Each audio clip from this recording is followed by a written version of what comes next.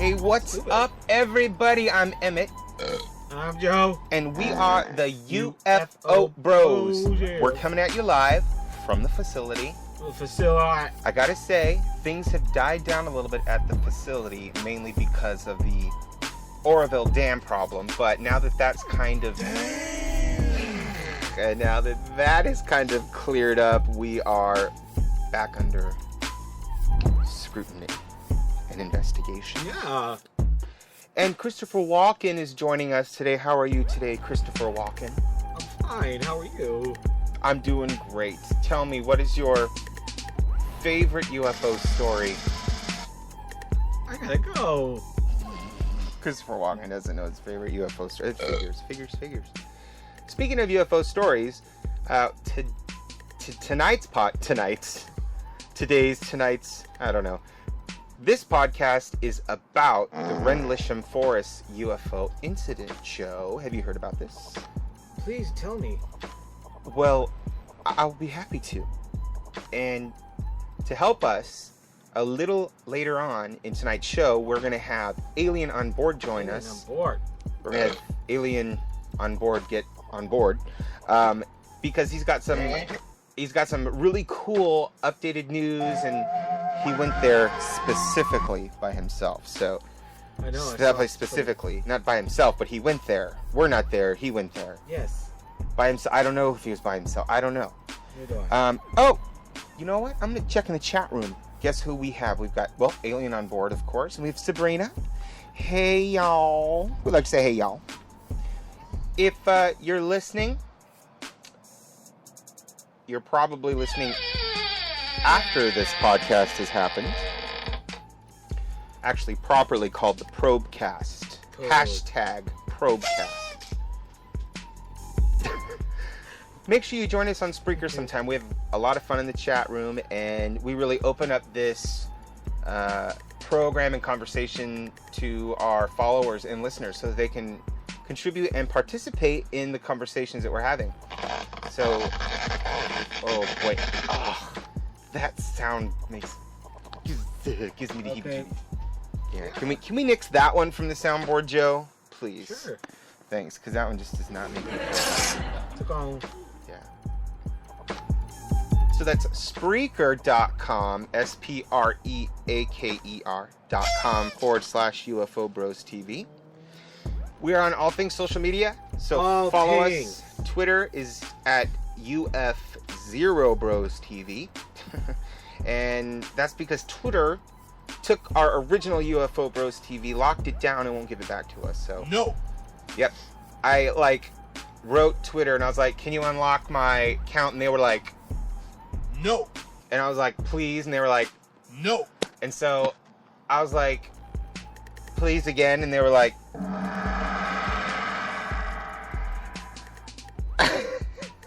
what the hell was...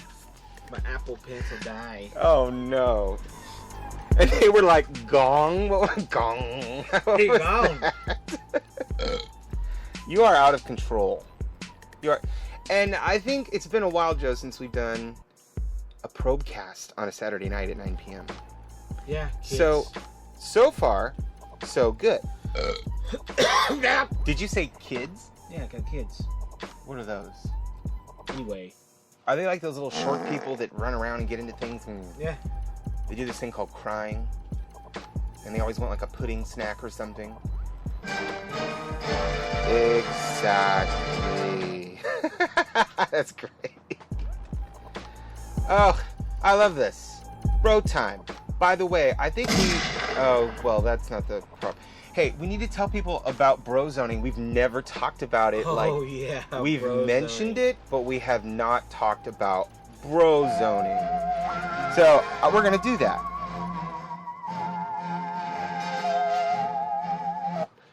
Bro zone. Brozone. Brozone. It's the brozone layer. I think I'm so... No, it's... we have a tendency to think of the same thing at the same time. It's super eerie, y'all. I'll tell you, because we've been on many trips and we've done many things together in the spirit of UFOs and extraterrestrials and the stories and all these great things. And we always have a moment. it feels like, where we just Always. connect and we like can literally finish each other's sentences. That's crazy. So that's what brozoning is.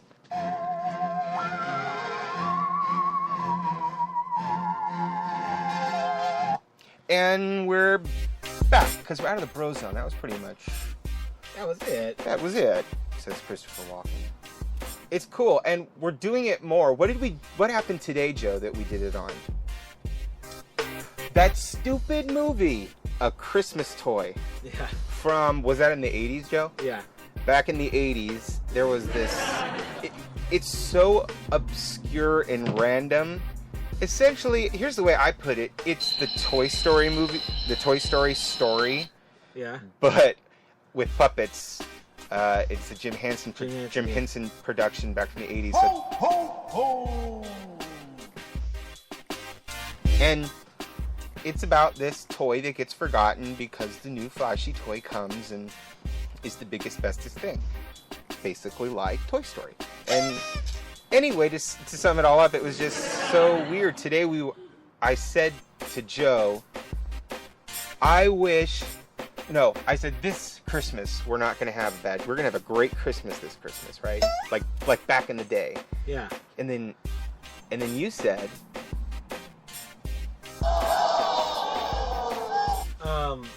I said, you mean like cat toy? And I said, no freaking way. I was just thinking of that movie. Awkward. And it was weird. So, there you go. That was our bro zone for the day. Wait a minute. Wait, what is... Oh, mosquitoes.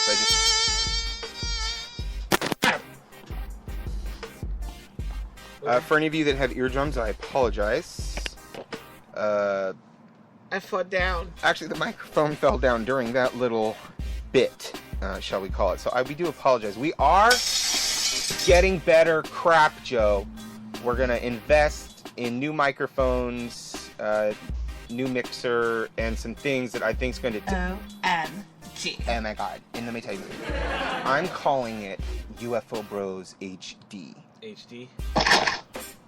As in high definition. Yes. UFO Bros TV HD. Oh. And you could use a good smacking right now. All right. Hey, before we get to our special guest, Alien on Board, who has got some Rendlesham Forest information for us, I want to just take a second, go into our social media, and say hello to some people. Like on Instagram, Alejandro0593 has been giving us a lot of love. Sly's Wicked, thank you. Is that Wicked? I don't know. But Reka.10, that's 4 A's. 10. And, let's see, Lauren Willing, thank you. Lauren? D&D Wagner, thank you. And Blink 182 Dabber, thank you. And we've had, you know what's really cool, Joe? We've had a lot of interaction on social media with a lot of these like UFO cons and UFO, productions, I guess you could call them. You know, where everybody goes, it's like a con or whatever, or an event, or... Do it. We get a lot of love from them, so...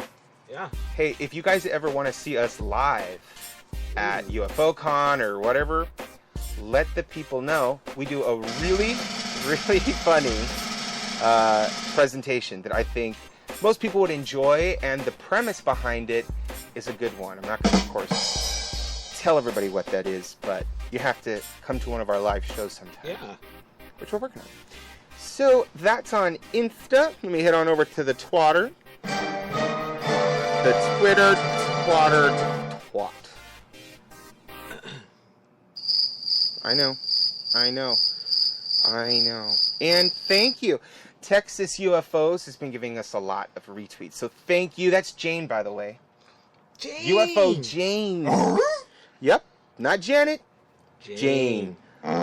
Don Hyde, thank you for the retweets. Patrick Ruiz, who is been commenting on our last podcast. Thank you for that. We talk about the connection between the Nazi Bell and Kecksburg, Pennsylvania incident. They're two very similar incidents, and he tweeted us saying it's basically it's interesting that nobody talks about that connection, and I said, hey, we do. So, yep, that's right.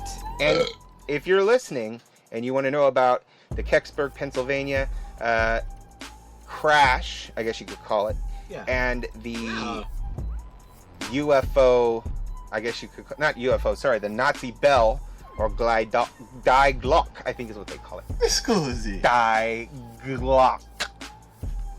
Man, saying that D and G like back to back really gets your tongue going. Say it. Die Glock. Die Glock. Die Glock. It sounds like something you say when you really hate food. Do Or like it. a certain, you're like, no, I don't want those green beans. Die Glock. Do it. Right? No. Yeah. I thought it was Die Glock. Anyway, check out those episodes. They're on podcast. We are on podcasts on iTunes, so please subscribe to iTunes, that. yes. We're on YouTube. Subscribe to that. So thank you, Patrick Ruiz, Carla N. Emery. Thank you. And here's a quick social update, Joe, on our poll. We did a poll which asked which ufologist should we interview on our probecast. And remember, we had the 4. We had Giorgio Tsoukalos, we had Dr. Stephen Greer, Linda Moulton Howe, and Bob Lazar. Guess who the winner was? Bob Lazar. No. Stephen Greer. No. Giorgio Tsoukalos, by far. Tsoukalos. And then Bob Lazar was in second place. Funny thing, Dr. Stephen Greer, I'm so sorry, but you came in last place. We're getting to it. That one, I like that. That one was really fucking loud, man. Yes. Yeah, I know. Oh, jeez. The soundboard master. See, here's the thing, Joe. You have to learn to do the timing of the soundboard right. I usually am right on cue. Well, we, which is get I on and with you, were told There's no I in to team. fire you.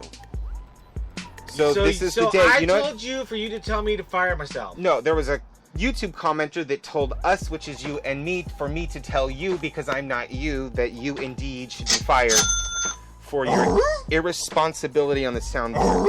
Irresponsibility on the sound, like just, you're irresponsible. Well, you. Anyway. All right.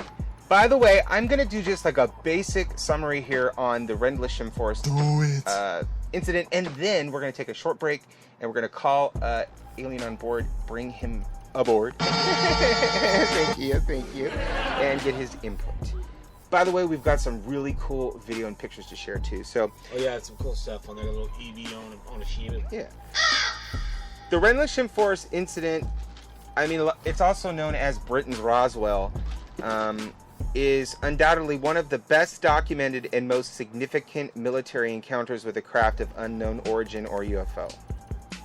Basically, this incident spanned several days way back in 1980 in the Rendlesham Forest, which is like a large pine forest in Suffolk, England, nearby the 2 NATO air bases.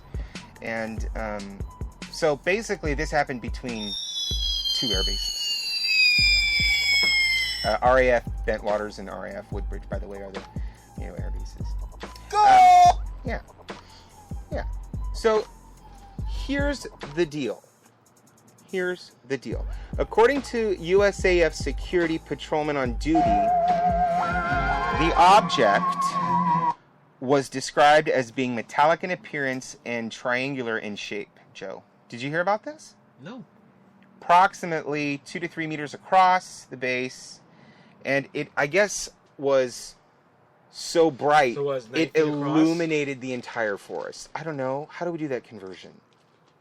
I think, what is it, 3 feet a meter? We're terrible Americans. We do everything in feet, inches, and degrees. degrees and feet, and yeah. And they Anyway. can't, yeah. But basically, I mean, Pounds. it wasn't huge, but it wasn't small. That's what she said. Anyway, and we're back. So, it was so bright, Joe, like it illuminated the entire forest. And basically, it had been viewed by all these different military personnel. They were witnesses to it. A lot of which actually made sketches of said craft, even going in so much detail as describing certain markings and symbols on the craft, which you and I both have talked about. Alien and because they're on the bell.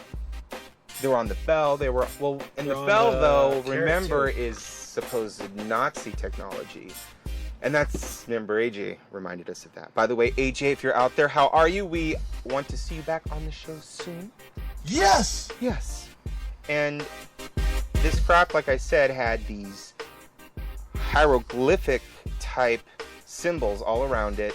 It was triangular in shape, and just to kind of give you guys a little taste of what some of these people, the witnesses, said, here's one from Sergeant Bud Stephens. It didn't crash, it landed. So, by the way, that's the correction. It wasn't a crash. So it landed, it didn't crash. Exactly. That's the weird thing. So, here is Sergeant Adrian Bustinza. I think that's how you pronounce it. When I arrived, it was going in and out through the trees, and at one stage it was hovering. Then it went over to a clearing at the hedge of the forest. By the time we got to the clearing, it had already landed. When this thing landed, Halt was already there. I didn't see it land. I saw it take off. It kind of hovered at first and then took off. And here's another person, Sergeant Monroe Neville, saying, there were 3 objects or lights. The largest light was the leading or command vessel. The lights were 3 vessels that moved independently of each other. They were moving and were able to jump from Woodbridge and show up over Bentwaters in less than a second. Jeez. Instantaneously. So these are kind of some descriptions of what these people encountered at Rendlesham Forest. And our friend Alien on Board went there. I think you pressed the wrong button.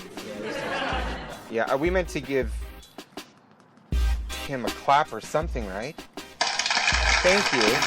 All right.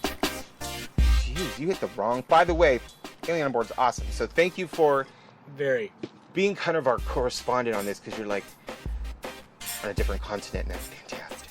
Okay.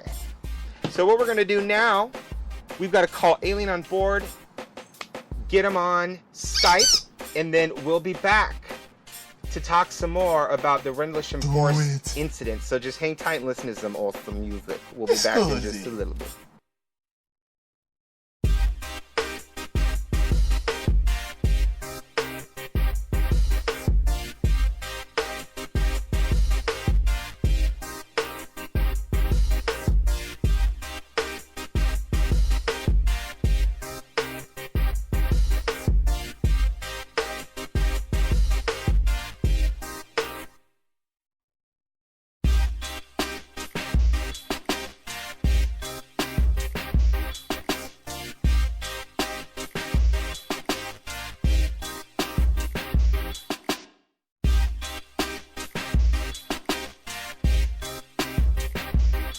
Hey everybody, and we're back now. We've got Alien on Board on the line. On board. Who, by the way, what time is it where you're at right now? It's about 20 past 5 a.m. Wow, so for us, it's just a lovely 9:20 p.m. on a Saturday evening. So Sunday over there. So you're already into the future, basically. You're our time traveler. I'm just kidding. So, first, before we get started, let's give a big round of applause to Alien on Board. Thank you all. Big, nice. I love to give our guests a round of applause. So thank you all for joining in on that. So tell me, man, how was the visit at Rendlesham Forest? What was it like? Apart from the UFO aspect of it, it was really nice, the forest just going out. But it was really good. They had a lot of information there on the landing and everything, and the model itself was really cool. I showed you some of the pictures of the markings on the craft, and it was really cool. And got some cool information, and something really strange that I think you'll find pretty cool. That my dad found out about it. Really? And what was that? Please do share with us. So, there's a few different sides of the story, but there was a few bits that said the craft was dripping some sort of like molten lava substance or something around the forest, and where the landing was, it said they had to cut down a lot of trees to decontaminate it, and this was back in the 80s, so they would have replanted these trees. And my dad's a tree ecologist, which he just knows everything about trees. You might not know this, but apparently trees have genders, which is really weird. Wow, that must explain That's this crazy. tree out here. Must be female. Bitch. That's a female tree right there. It's always dropping shit from above. I don't know what that means. That's not reference to females, by the way. I mean, I love, let me tell you, I love women, okay? I am the best thing for women, okay? There we go. You and really I did just yourself a big old hole flipped there, bud. your hat, Joe, because I had to get out of my hole. Well, I ain't get No you out pun of in- nothing, no highway. Well, I was digging, and I was digging, and I was digging, and I was like, I tend to do that. Anyway, we're going to get back to this. So, by the way, did you say your dad is a tree whatagist? What did you say? Tree ecologist.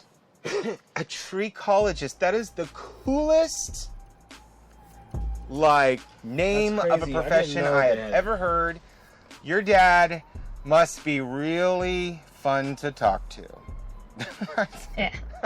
Right, so... If you like trees, so- that is, of course. If you like trees, yeah. But anything else? You said like this dripping. You know what it makes me think of? When the two wands touch in Harry Potter. You haven't seen that, Joe? I haven't seen any When Harry Potter and Voldemort and they fight and their I wands haven't touch. seen any Harry Potter. Yes, you have. No, I haven't. Anyway, when the wands touch. I like how we're arguing about what you have and haven't done that I do or do not know that you have done. Anyway, when the wands touch, all this like weird, like drippy, foamy kind of stuff starts coming down. Like, it's really interesting effect in that movie. So, Really? for those of you out there, I imagine it would be something similar to that. What about you? Do you think it's past something like that? I've never actually seen Harry Potter. You have got to be kidding me. How can you have not seen Harry Potter? I'm not sure. My brother went to this thing called Harry Potter World, but I didn't go because I hadn't seen the movies. I see. You're more into, like, Sci-fi. aliens and UFOs and life and an intelligent life and extraterrestrial life. So let me ask you this. In your opinion, do you think that this was a craft from another world that landed in Rendlesham Forest? Or do you think that this was potentially one of our crafts that maybe we had created? What's your thoughts on that? Well, like I was saying with the trees, they had to decontaminate it, and my dad said this is back in the 80s, but they had to chop down these trees, and the age of these trees were around 25 to 30 years old, which I thought was really weird because that would have been around the time that this happened. But my thoughts on it, the fact that it's so well documented, and the people who saw it were military, and they got a trained eye, and if they see an unidentified flying object, it's safe to say it's a identified flying object. As well as, I don't know if you've seen, it's called the Hulk tape or something. No. And it's got his recording of him in the forest, I think, as it was occurring, which is really cool. I think you can look it up on YouTube or something. Yes, that is interesting. We've got to check that. Now, is this the incident where when someone touched it, they received a binary message? Is that this story? I don't remember. Yeah, I think it is actually. Because I think they recently cracked this code or something. They found out what it meant, and someone said it was like some of the things meant it was time and some were locations. So some people may think it was our craft from a different time coming back and stuff, which was quite interesting. I think that's even more interesting. So because they talk about this craft, triangular, almost kind of, yeah, triangular, that's the best way to put it, with these markings. What's your take on the markings? There were only a few. They look Egyptian to me. They look Egyptian, but interestingly enough, a lot of those markings are similar to the markings on the ancient Japanese encounter story that we talked about on our Instagram. We'll have to actually probably cover that separately. But anyway, Yeah. what's your take on those symbols? And you got to get up close and personal with, the giant model of the ship and see, what those look like. What's your thoughts on those symbols or writing or whatever it was? Found it quite interesting. I think on the Roswell craft as well, it had some sort of hieroglyphic typewriting on it as well. And people said this and Roswell connected, but I don't know. But I'm not sure if it's some sort of marking system on the craft or something, but I thought it was really strange. And the person, I think it was Jim, I can't remember his second name, his name was Jim, who witnessed it, actually got up to touch the UFO, and he touched the markings and the craft. He said the craft was smooth and the markings were like sandpaper. But I'm not really sure about the markings actually. Well, there is a story that we covered before called the Carrot Project. Yeah. And that's C-A-R-E-T, which was in the 80s. It was apparently some research done on extraterrestrial artifacts, actually in Palo Alto, California, of all places. And on these artifacts were symbols, hieroglyphics. Look like the ones from the Roswell crash. Yeah, that we've bar. seen that. We were trying to compare them. Yeah. And They're close. when you research Project Carrot, which, by the way, Linda Moulton Howe was one of the people to break that story, you learned that these symbols, in relation to Project Carrot and the handbook and the person that, supposedly released all the information or leaked it or whatever, that these symbols are like an encoded software. To us, they just look like a symbol, but I've heard that what they do is determine the orientation of pieces of the ship in placement, and that the ships, anyway, related to Project Carrot, they were not held together by any means physical. They were inoperable pieces that once these symbols activated, I don't know how they activated, all the pieces would automatically go into place. And it also, I guess,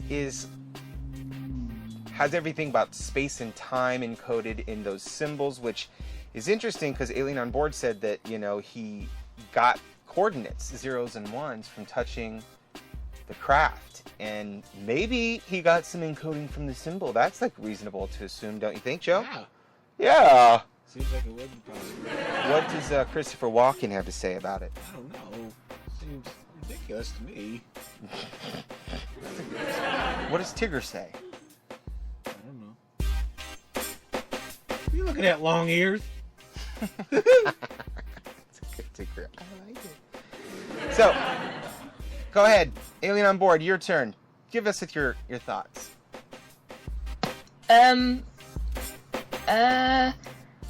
There's just one other thing I want to say, but Go for it, the please. day after the landing, Captain Holt and a team of other people came back to the site, and they actually found 3 indentations on the ground, and they said the actual craft looked like the Apollo lunar lander, except it only had 3 legs, and there was indentations on the ground. And they took radiation readings, and it was 10 times as much as it should be. Weird. and to this day, the people who are at that suffer from radiation exposure, I think. Oh man, that's terrible. Jeez. Yeah. You know what that reminds me of? Here's another story. The Cash Landrum case. Folks, forgive me, I don't remember what year. I read a lot of crap, but I memorize hardly any of it. But the Cash Landrum case was in fact, what we call an ARV, or alien reproduction vehicle, that I guess we had tried to combine alien engine technology with our technology in some way, and we created this, anti-gravity craft. But where it gets interesting in the Cash Landrum case is the people that witnessed it saw it spewing something out the side, and they were badly burned. Like lava? No, it was like a gas or I guess a radiation gas of some sort, or just radiation. But they were burned so bad that they escalated it all the way through court. And ultimately, they ended up losing because, of course, the government wouldn't acknowledge this secret project. So they ended up with nothing in the end. But I think it's interesting that, that plays such a big role, is this radiation. And I do have a question, though. Why landing feet if they're anti-gravity? That doesn't make sense. I don't know. What's your thoughts? I don't think that makes sense. I don't know, actually. I haven't thought of that. I'm not sure, really, but the craft itself apparently was anti-gravity because it had no wings or engine propulsion system. But yeah, it's weird that it had landing, unless there was a crew of aliens that went out and they had to leave it. Interesting. Leave the ship unmanned, but I don't know. See, that's... Maybe our ground has to do with negative and positive. Say that one more time. Maybe our Earth atmosphere and our point of origin is the fact that usually ground is Earth. Right. So maybe it has something to do with positive, negative. Or maybe somehow by touching the soil. Yeah. Is that what you're thinking? Ground it out or something. Or some way to repower it, maybe? Or maybe that's why it needs feet to actually touch the physical soil. Probably. You know what that reminds me? It reminds me of this movie called Avatar, where there was this neural network in the entire planet, and the planet could feel you, and if you died, you can go inside a tree. It's so wonderful. Podlings? I'm cool with that. Podlings. You know what? If I could live in a tree, I would. Except for not next to that tree out there. She's a bitch. Okay, that was a... So, we're gonna let Alien on board. We're gonna give him here just like maybe a minute or so to share anything else he finds compelling, interesting, or something that our followers, listeners, subscribers need to maybe know about Rendlesham Forest before we let you go on to other things, mainly sleep probably. So, I'm giving up to you. You got 1 minute to update us. Anything new, by the way? A few things. Quite a lot of people at the Air Force Base who saw it didn't really want to report seeing a UFO because usually when you report a UFO, you get decommissioned or something like that. And until now, I think quite a lot of people have just retired are coming out with their stories because back then, obviously, you wouldn't want to get taken out just for reporting a UFO, which is also quite compelling because they had nothing to gain by reporting these UFOs. They could lose their job over it.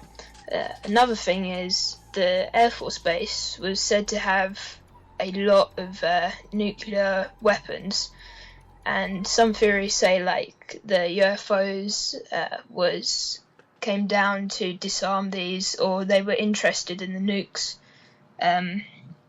or something, and heard the molten lava was actually the nukes that had been destroyed, and they were just chucking it out the ship or something. But interesting. So this is definitely more involved than just, a landing in the forest. It maybe has something to do, like he says, with nuclear related sort of concerns. And that seems to be an overarching issue in this whole alien UFO triangle, is they do not like our nuclear technology at all. They find it threatening. And by they, of course, I mean, extraterrestrial beings, or what we call interdimensional, which, whatever you want to call them, they're both technically. I think if you can be interstellar, you're also interdimensional. That's my thought, because you're literally bending space-time. There's all kinds of weird physics behind it. But, by the way, thank you, Mr. Alien on Board. Let's give him a round of applause and thanking him for joining us on the show. By the way, for all of our listeners, we're going to take a quick break, say goodbye to Alien on Board, and we'll be back because we have a few more things to tell you guys about. We'll be back.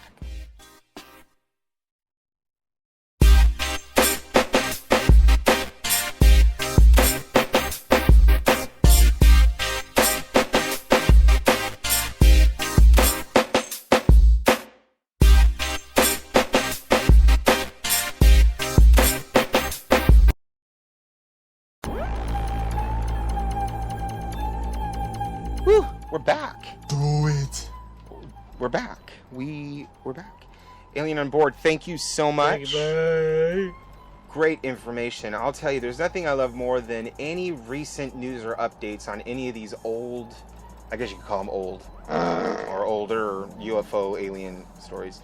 What do you think landed there, Joe? 3 indentations. That could be 3 being indentations from a hovering force.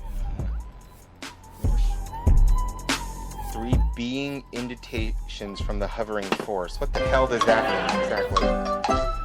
Oh God, let's give everybody a moment to think about what that meant. Like the craft set down beings, and the 3 indentations could be the 3 being indentations from the beam. Personally, yeah. Personally, I prefer your first explanation. I think that could very well be.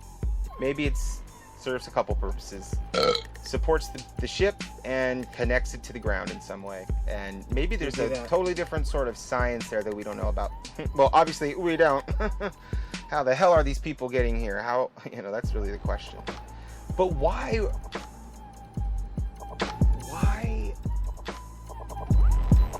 they seem to be investigating our nuclear situation.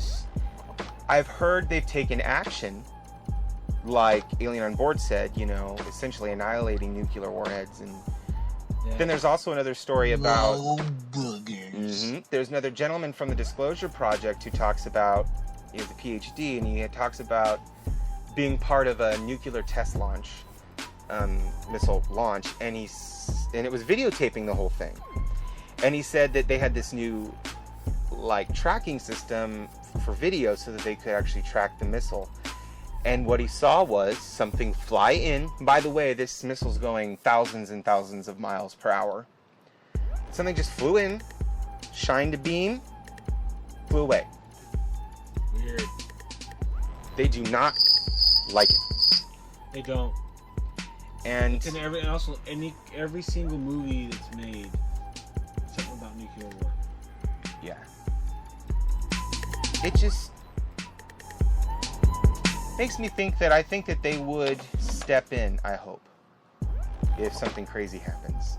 Especially with the tensions with Russia and everything kind of getting more and tighter, or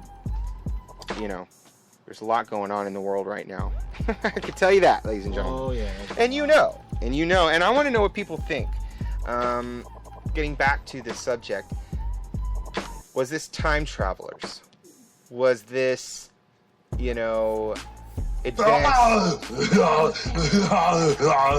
advanced craft of some sort? Was this a, super advanced technology that we don't know of? I would probably go with the latter and say that this was definitely not something terrestrial or from Earth. And I'll tell you why. The characteristics and the way that it moved, the way that it hovered, the spewing of whatever this lava type of stuff was, the heightened radiation signature left, the indentations. That's the only thing I think's weird, but I think you kind of covered that question well. I would say it's definitely not us. No way. So this is just another mystery to add to the ever-growing mystery list. And just like Roswell, will it ever be solved? I don't know. We'll have to see. I'm trying to keep my hopes up about disclosure soon, though, Joe. I really am. Yes, that would be great. That's exactly... Then again, people might lose their mind. I think people could take it. I don't think that the economic system or socioeconomic system could take that news. That's my opinion. Exactly. And I had a great podcast, probecast. What do you think? We did some good probing. And I guess Very nice. And I wanted to just add a detail on from our past conversation with Alien on Board. Apparently, this object went across a 60-mile radar within 2 to 3 seconds without making a sound, like breaking the sound barrier or anything. Just instantaneous movement. So I just wanted to add that in because I know we were wondering how quick that is. That's just so fast that you have to be able to bend space-time. That's no not doubt. propulsion type technology. That's just about flipping on a light switch. That's exactly what I think. That's how I think that the crafts work. I think they have a way of generating gravity, and then they can use that using gravity to manipulate their ability to move throughout space, time, and With no inertia either. and no inertia. Exactly. No problems with speeding or slowing down or the effects of such. So it's really amazing, and I hope that one day we get the truth. That would be nice. Yeah. And Well, maybe we should do a podcast about truth. I think that's great. You know who we should do it? We should do it with Alien Addict. Yes. Because I know over there at that YouTube channel, are all about debunking people who are putting out misinformation, putting out crap. So we need to get to the truth. Alien Addict, here's on the next one. You hear that, Alien Addict? If you're listening, I will reply to your email. And also, just to let you guys know, we will still be, indeed, at Contact in the Desert. Make sure, if you aren't registered for that, you should. It's going to be amazing. We're going to the Dr. Stephen Greer workshop. I wonder if we'll be escorted out with security. You never know. Well, and I only say that because he blocked us on Twitter. Access denied. Exactly. I'm not that sad, though, because he's the one that got the least polls. And I don't mean that sexually. Wait, that... Dude. Oh, wait, that didn't... Shut up! Well, polls. If you Scusi. have a dirty mind, you can take that any way you want. Scusi. Like I have dirty mind. Do it. Exactly. So, we have survived the dam. We did. It has not exploded. We did not need an ark, so all that work and effort was for absolutely nothing. And we're okay. But you know what? We're going to go ahead and leave it here. If you have any questions or thoughts about Rendlesham Forest, please, by all means, follow us on all things social media. Join us on Facebook, and we would love to chat with you. We are very interactive. So here we are signing out. I'm Emmett. I'm... And we are the UFO Bros.